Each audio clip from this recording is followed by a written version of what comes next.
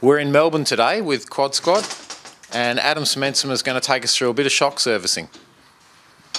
What are we up to today, Adam? Well, this is your shock off your 450, which you've left till the last minute before we're going to do anything with for the race on the weekend. Oops. Yeah, sorry about that. That's all right, I'm used to it. Yeah, basically pull the springs off, then you let the gas out and take the shock apart. It's not a massive job, but it's not something that just anyone can do.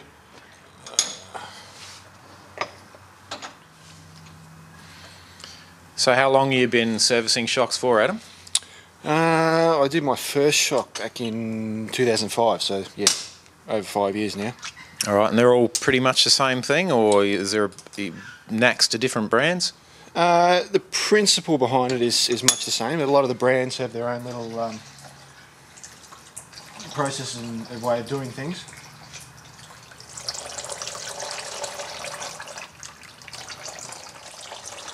And how does the oil look coming out of that one? Was it due for a service? This one's not too bad, but it's definitely seen its prime, put it that way.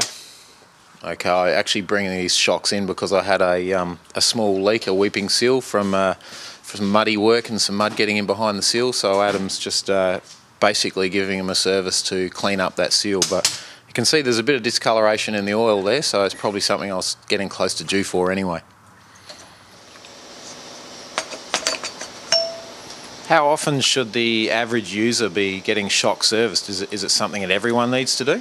Well, it depends on obviously the type of riding and the type of bike and all that sort of stuff, but generally your racer, you're looking at between 10 and 15 hours. The recreational guy that goes out a couple of times a month, about every 12 months.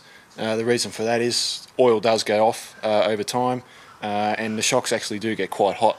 So with the constant temperature changes through the use, the oil is going to break down, and you've got little particles in there from the metals that are in contact. So it's always a good idea to change oil regularly in these things. It just helps them last a little bit longer and obviously work better. You'll some people will get to a point where they'll know their shock is due for service because the performance is just not the same. Yeah, right. Well, that makes sense to me. I guess most people wouldn't think that if you're servicing anything else with oil in it, it needs changing regularly to. Yeah, it's a bit of like out of sight, out of mind. People don't realise that it needs doing until they start leaking or something like that, and then they think, oh, we'll get it done now. But then it's too late by then. They need a full rebuild.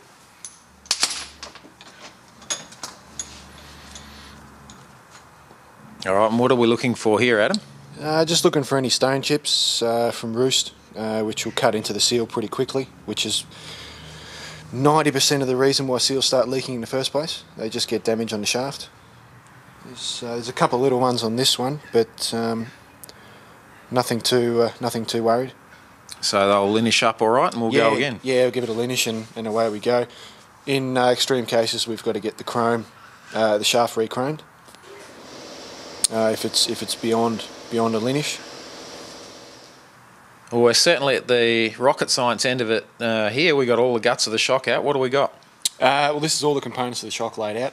We've got the shaft assembly, bump stop, springs, body, shim stacks and piston, seal head, compression adjuster, and there's the gas bladder.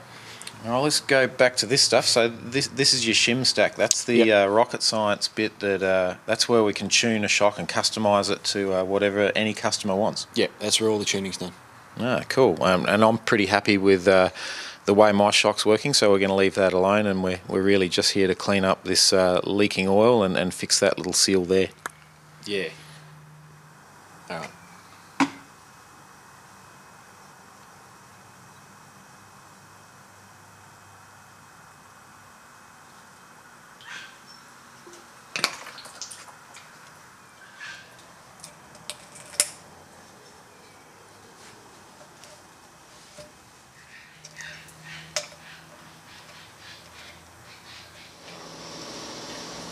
What stage are we at now? Just putting, as you can see, the shaft back in the body. It's a bit of a slow process, bleeding all the air out of it. It's very important to make sure all the air is out, because if there's any air left back in the system, as soon as the shock heats up, it just the air expands. So you'll go through a bit of the damping, and then it'll be a fast spot, and then back to damping. Well, basically it's just cavitation.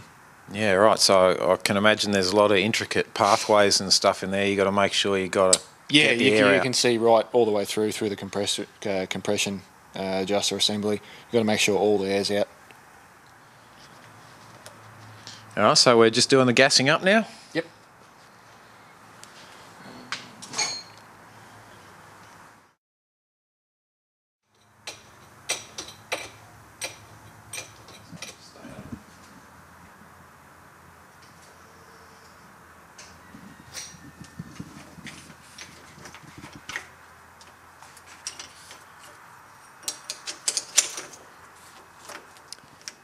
And that's shock servicing, guys. It is important. It's something you have to get onto and make sure you keep up with, because in the long run, it'll just wear out faster if you don't get onto them.